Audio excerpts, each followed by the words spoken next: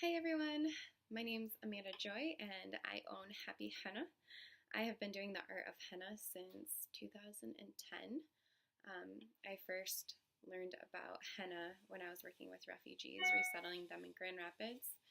I saw it for the first time and I was had that emotional butterfly feeling of this is so beautiful, and I knew that I wanted to try it or get a hold of it.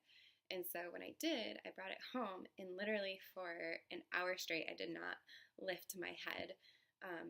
It was so meditational for me. Everything else around me disappeared, and I was just enamored with the art of it on my skin, and I felt so much peace, and my breathing slowed down, and that's when I fell in love with it. So henna is actually a 5,000-year-old art form that goes all the way back to Egypt, Northern Africa, and parts of India. It is made out of a plant called Lawsonia. It's a flowering plant. It grows about 8 feet tall, and it's the leaf of the plant that actually leaves behind the stain. So if you were to find this beautiful plant out in a field and go and pick the leaf and crush it between your fingers, it kind of leaves behind that stain, almost like a berry or a bee would leave behind this natural pigment. When you mix it with just water, it kind of creates like this mud form to it, and that's how I make the paste. Now with my paste, I mix it with water, sugar, essential oil, and that's about it. A lot of times I'll use lemon juice to help it last longer, but that's not necessary to have.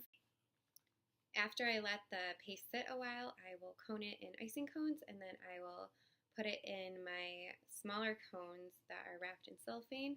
I will put those right in the freezer. I want them to last as long as possible. They are plants, so they do have a stain life to it. If I leave it out into the freezer, it lasts about a week. So I want to make sure to use them right away. To have longer lasting henna, you'll want to make sure that your pores are open and clean, so not having any oils or lotions on the skin would be best. And the best places to have the henna is on your palms of your hands, the back of your hands, the bottom of your feet, because those are areas of the skin that are more porous and are able to have the henna soak into the skin more. I like to use henna as a form of art therapy.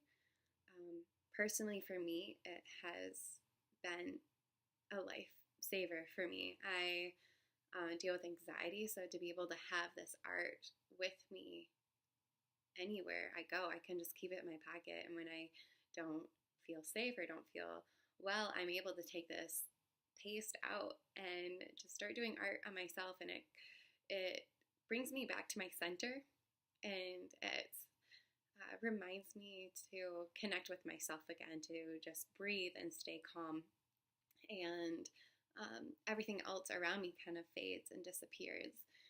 And when I would do it on other people, I noticed that I could create the same atmosphere with another person, where we'd sit down and I hold your hand, and most of the time people don't get touch, so there is touch therapy that goes with it, and you can feel that exchange of energy after even a few minutes of holding a person, and your breath slows down. All of a sudden you're synchronizing in breath, and you're very calm.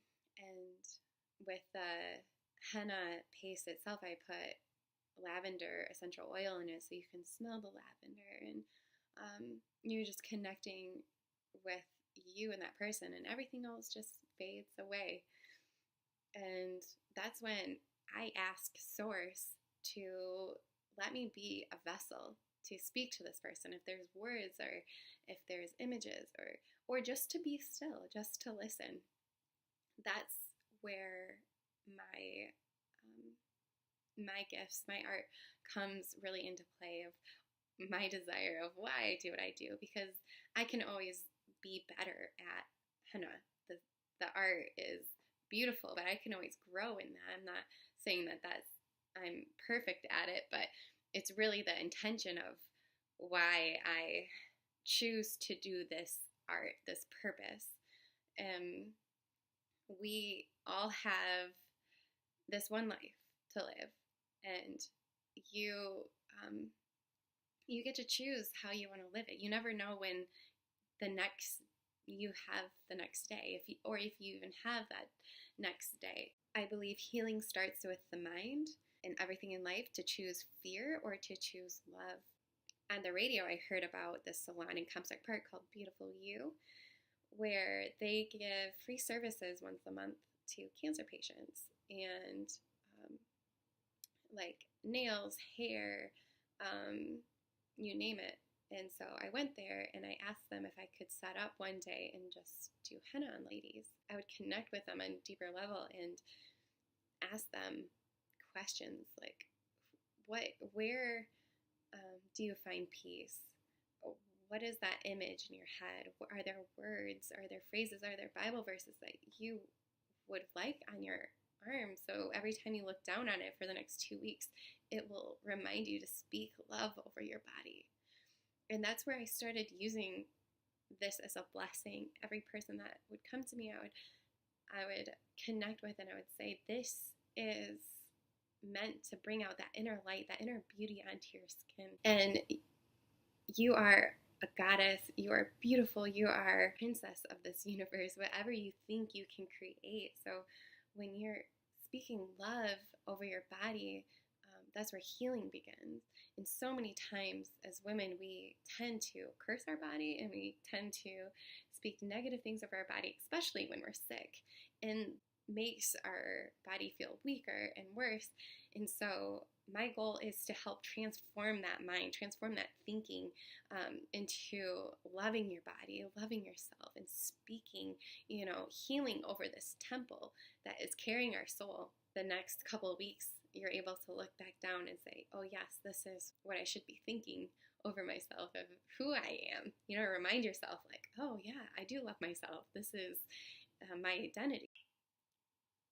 Donating my time at Beautiful You is what inspired me to want to be an art prize. The way that it's impacting women's psychology as they go into treatment is rather profound.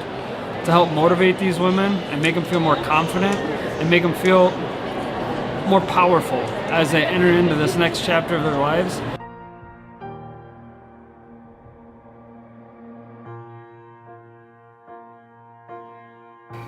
It was positive instead of negative, and it was love instead of fear. And I think that that's so necessary for these women, something they can take with them and remind others and themselves. Their identity is not cancer. Their identity is not the diagnosis. Their identity is this beauty that's inside of them. I've seen a new courage in them, this new boldness, bold enough not to wear their wigs and not to wear any scarves, but to show the crown of their heads, saying, this is who I am, this is what I'm battling, and I'm not afraid to show that, and I'm not afraid of this diagnosis, I'm not afraid of this cancer, because I'm bigger than it, and I'm gonna beat it.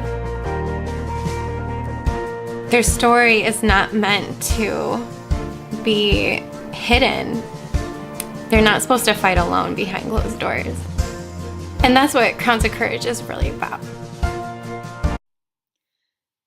Crowns of Courage was just the beginning of what I want to do with my nonprofit moving forward, Healing Henna. But with Happy Henna, it really represents my mission. My mission statement is to bring happiness and healing through the art of henna. And that's really my goal. I want to use this art more for spiritual therapy, touch therapy, aromatherapy, and emotional healing.